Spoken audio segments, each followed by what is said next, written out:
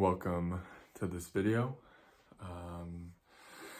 Today I'm going to answer this question. We're really going to do it this time. The question is, you trust so much in the whole process. So nice. For me, it is difficult, and I always think there is something wrong, or I am just lost, or sick. While I know better. Any advice? Thanks.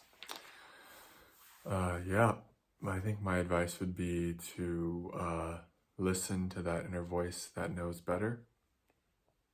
When we're going through an awakening process, we're going to have competing voices for a while, right?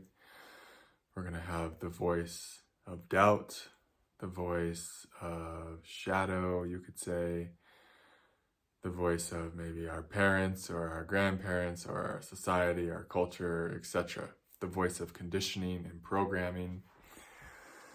And that voice is going to come up with a bunch of perspectives that are going to feel kind of disempowering. And when you believe those voices that, you're sick, or that this is a bad thing happening, or this shouldn't be happening, when you believe those voices, you're going to feel bad. You're not going to feel in your power. It's because it's like you're giving your power away to what you're not. It's like you're not the fear, you're not the doubt, you're not the programming, you're not the conditioning.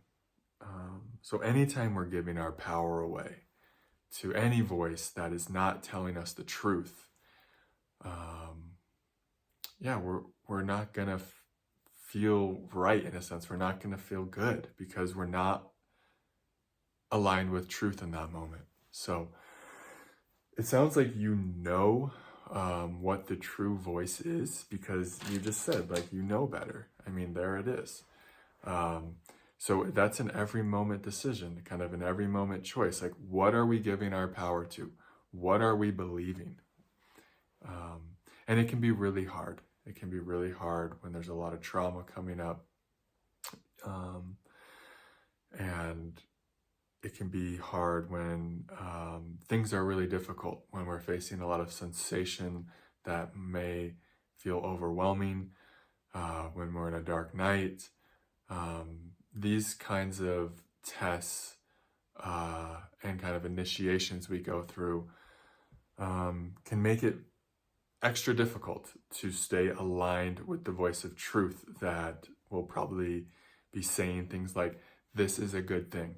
Like Kundalini and just awakening in general is a benevolent thing, is a gift, is a blessing.